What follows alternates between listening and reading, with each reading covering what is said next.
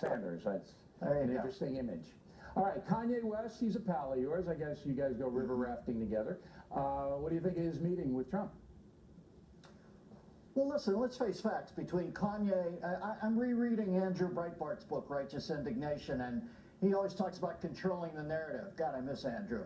And he's very smart in that regard. If Trump can turn black America towards him through Kanye and Ray Lewis and Jim Brown, who has massive cred in the black community, it is a nuclear winter for the Democratic Party, and it should be. When you look at Baltimore, Detroit, Chicago, New Orleans, the way that the Great Society has run down the single-parent rate in inner cities from 23%, I believe, in 1965 to 73% now. Democrats should be ashamed, and if I was a black American, I'd be pissed off. I'd want to flip. And if these three guys are meeting with him and they're going to help flip that vote to get something done, well, then good for them.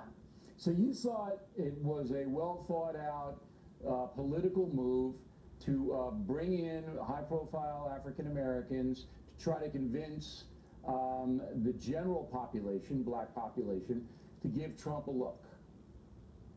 I don't even know if it was that political. Kanye West, it seems like he's friends with the kids having trouble. I hope he talked to him as a friend. Ray Lewis, yeah, I think it's more of that with Ray. Jim Brown, if you're going to speak with any sort of credential into the black community, you got to speak through Jim Brown because he's been there since the get-go. No, it's not all perfect, whose life is, but he's been there since the get-go. So I think it was, I don't think it was a savvy or cagey. I just think he knows where he has to go to get this fixed. Right. Okay, now the pinheads from Silicon Valley, all Hillary Clinton supporters, big money flow into the Democratic Party, but here they are with the president-elect and having a good old time. Free water. Look at the free water, Miller. They each got free waters, okay? Yeah. What's this all about?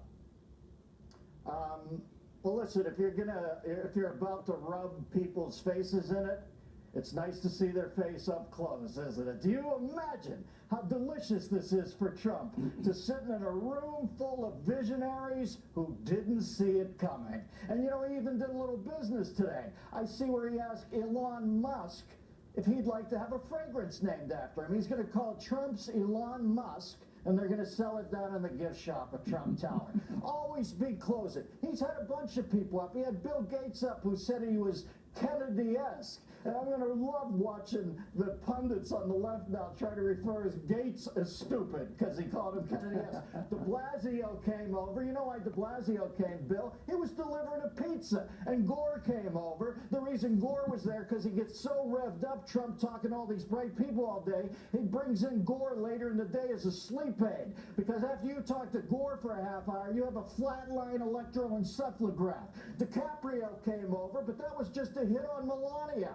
And then Romney came over. They're trying to patch it up, the two of them. I think it's like hockey teams at the end of a 7-game series where they shake hands. I think that I think Trump feels a little guilty about flaming Romney like he did. And the New York Times came over. That wasn't about anything except that Trump has a foreign friend who's an acrobat and he wants to climb the front of the New York Times building. And that's the only thing Pinch Salzberger can sign off on anymore because Carlos Slim makes all the heavy decisions. That's so right. it's been a parade over there. I love it. You know what? I think there's a little stuff going on. I could be wrong here.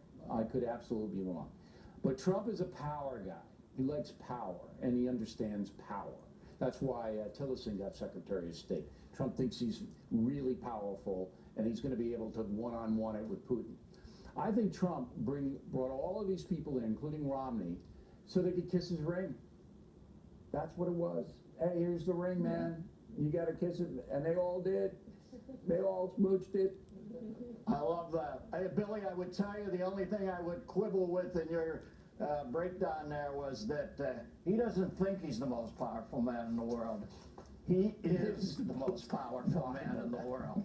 But that's what I think it was all about. And, you know, the people watching from the outside go, ooh, we better not mess with Billy, I think he's going to be great at this because I can see already he wants to get things done.